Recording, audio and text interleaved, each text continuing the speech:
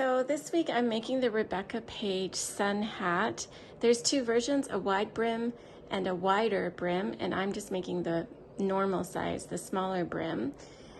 It comes in sizes 13 to 24 inches. I'm making the 23 inches. I like a bit of a roomier hat.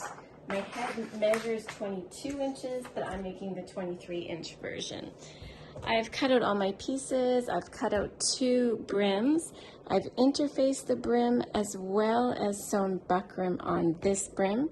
And all my stay stitching, I've started from the edge and worked my way into the center on all sides. So everything's been stay stitched. The first step, and I'm making the unlined version. This is literally a summer hat. I don't want it to be hot. I have the same thing here without the buckram in the brim. So I have made it once before. I like the unlined version, although I did do some French seaming in this, but it's a nice light summer hat. So that's it, finished. So my first step is with the crown. This wider piece is folding it in half, and I will French seam this end. So because I'm French seaming, I of course am going to fold to the wrong sides.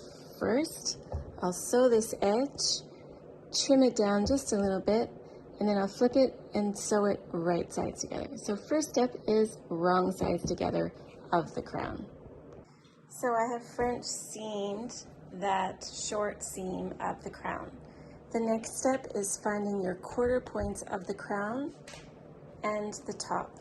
And you can see I've stuck in pins at the quarter points. So find the quarter points. There we go.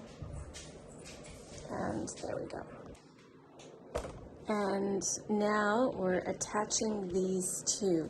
So you're going to put this on top of this, right sides together, matching up your quarter points. So I'll go ahead and pin that. So carrying on from last night, I have pinned and clipped my crown to my top here. And as you can see, when you look really closely, there is some areas that are going to need easing, these like bubbled areas all along the hat. And that's why I like to use a walking foot that really helps me ease the two pieces together. So I'm going to sew those together now with my walking foot. So I've sewn my crown onto my top. This is the one step that I do very slowly when I sew this, because you have to really try to ease it. And you can see there's like bubbling along the stitching here. That's totally okay. That's easing. If there's a pucker, then you have to take it out, or you should take it out and just redo that little area. But if it looks just like fine little bubbles, that's exactly what it's supposed to look like. When you turn it the right way and iron it, it's going to be nice and smooth. So my next step is actually going to be ironing this, and then because I'm making the unlined version of this hat, I'm going to apply bias tape along here. And how I'm going to do it is along the crown, so this part, and I'm just going to start by taking my bias tape out like that, folding one edge in, and just starting to pin it right around. And the instructions for this hat are awesome. I think I mentioned there is a video on YouTube done by Rebecca Page for this pattern. It's free. You can check that out. This is the short and quick version of this hat. So I've started to pin my binding on. So I just use the first pin, I fold this in towards the inside, and then I stitch just along this groove here. So I don't bother pinning the rest of it. I just do it as I go. And this is what it looks like on my sewing machine. I have the top of the hat facing down. The crown is up here. And I am laying the bias tape so it matches the edge, the raw edge of the seam. And I'm simply sewing in this groove here, just like that. And I'll go all the way around like that. And that way I can move the hat quite easily with the crown facing up. And I'm coming to the beginning, so I'm just going to make sure that's lying flat. And I'm going to put this here. So I'm doing this with one hand. And I'm just going to sew it right to the end. Right, oops, sorry. I'm just going to lay this flat like that, and I'll continue to sew in that groove and sew it down. So this is what you'll have as soon as you're finished sewing in the round. And then what we'll do is we're going to iron it flat and then turn it twice to the inside. But before we iron it, we're going to trim away half of this seam allowance here. We're going to cut it away. I do that with pinking shears, but you can do it with any scissors, just to trim away this seam allowance to get rid of the bulk. And the next step, the directions ask you to fold it now up towards the top of the hat, towards your stitching line, and then you're going to fold it again. So you fold it onto itself twice is essentially what you're doing towards the top of the hat. So again, you fold once and then you fold twice. So you're going to end up, I'll pin this and show you, but you're going to end up with a nice, neat folded edge when you fold it twice. So I'm going to fold it once, iron it, and then fold it again, iron it. So this is it as I'm forming this seam binding. And what I'll do with the hot tip of my iron is I'll go over these areas just to help, the heat will help to form that circle and make the bias binding lay nice and flat. So halfway there with pinning it, and then I will iron it. So I iron as little as possible, but this is one case where I definitely do take the time to iron because it makes the sewing of this circle so much easier. So I have ironed it, pressed it, and now I'm going to sew right along this edge and right along that outside edge there to hold the bias tape in place.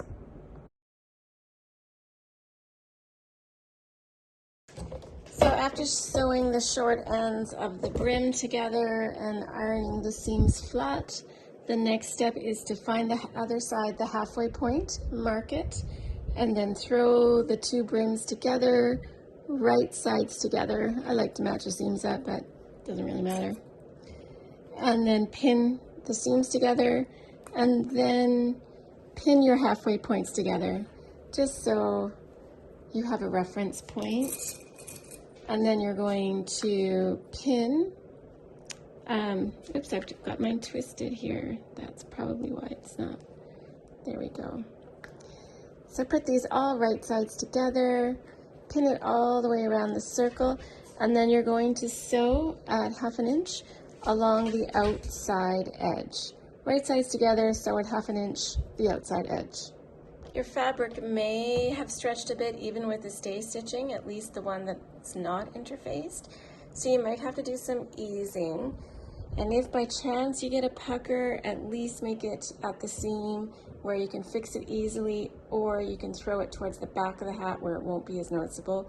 But at the front of the hat, you really do want it, this outside edge, to be nice and pucker free, because that's what's going to be highly visible. Okay, so I have sewn the outside edge of the brim. The next step is to trim this edge down or clip into the curve. With my pinking shears, that just does it automatically, so that makes my life easy. So I'm just trimming this. I'll go all the way around. And then I'm going to turn it right side out and press it. And then I'm going to top stitch this outside edge just to keep it nice and neat. So trim, press, top stitch. And because I use buckram in the brim of my hat, which is very stiff, I've been pretty ruthless with trimming as close to the seam as I dare without actually cutting the seam, so that when I turn it to the right side, I'm going to have a better, cleaner seam line here. And I'm going to fold it and have the non-interfaced side is going to be the underside, or the interface side is going to be the top of the hat. So as you can see, I have ironed it, and this is where ironing is your best friend. I only iron if I have to, but I do iron this. And I've put it so that the seam is right along the edge. I don't know if you can see that on the camera. And when I'm ironing and I know I'm going to top stitch, I do tend to pin it or clip it just to keep it in place until I do top stitch this down. And that is the next step, is top stitching this outside edge. I'll probably do that about, you know, between 1 and 5 millimeters from the edge. Just move your needle over on your sewing machine. And I know anytime you have easing, you usually like to have what is bigger on the bottom against your feed dogs to help feed it through. But I'm using a walking foot, so I'm actually having it the other way. And I have my hand underneath, pulling at the brim, making sure that's feeding through properly. And then up here, I can use my other hand to help feed that fabric through from the top. So that's how I'm sewing it, but certainly whatever floats your boat is how you should sew it. All right, so the next step after you've sewn the brim to the crown is to trim away the seam by half, which I have done. Now the instructions tell you to sew bias tape on, but just on one edge, and leave the other edge free. And that's a traditional way of doing it that helps to fit the hat onto your head. But I kind of thought I didn't want to leave a raw edge. So what I'm doing, and what the video says to do, is simply take bias tape and put it in half along, like find the middle of it and put the middle on the edge. And so that's what I'm going to do, just like the video shows, and that's on YouTube.